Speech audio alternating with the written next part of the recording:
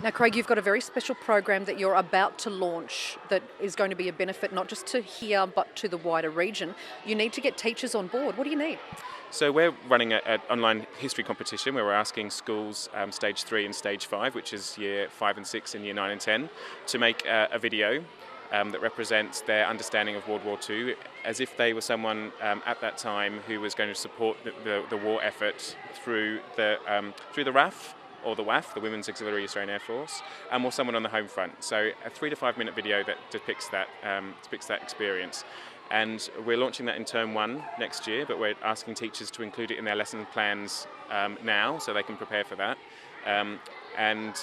The prize there for that is a trip to Temora to have overnight accommodation here and experience some of the other educational experience that we have here, particularly coming to the museum.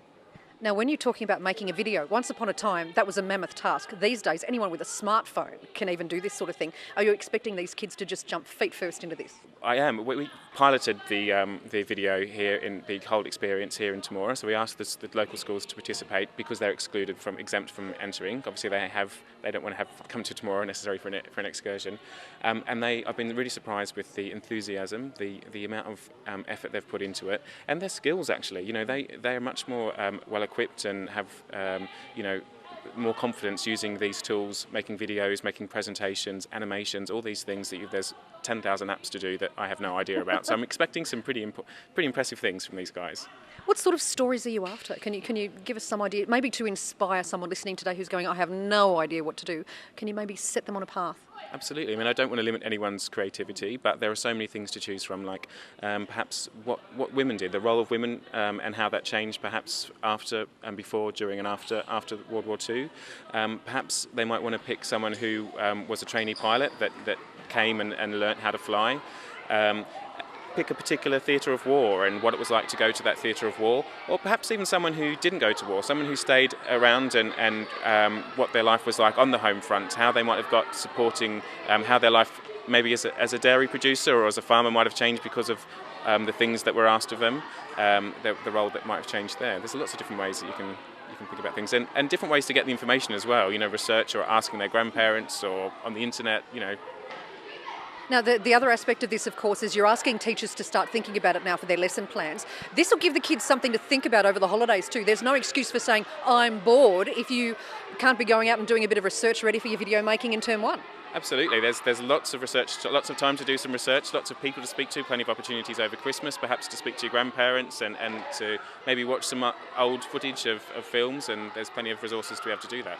It's going to be launched in term 1, so you and I will probably speak about this again. How important is it to spread the word beyond the Riverina? This is something that just Australian students should be interested in. Absolutely. It's open to New South Wales and ACT students, and we want to really promote this region as a destination for educational tourism, which obviously brings a lot of benefits. Kids go back and tell their parents about what a great time they had here, not only in the museum and in Temora, but we realise that Temora only has so many things that can keep schools here for a certain amount of time. So there's a load of other places to visit, like the Junie Licorice Factory, for example. The school that is here today are going to see that after here. So we need to, as many parents and teachers, to spread the word about this competition through their networks, and so as many schools can come and know about it and participate and come here eventually for their excursions. Didn't it go quiet when the kids left? Yeah. My last thing for you is the details. Is this something that people should just hit the museum website, that's the place to start? So we have the museum website, which is going to be where all the details about the competition are, which is the aviationmuseum.com.au, and there's a link to the Make History Challenge, which we've called it, on there. And we also have a Facebook group set up for teachers, so they can get on there and share their trials and tribulations about what they're doing, and that's facebook.com/groups/TAM, TAM, education program.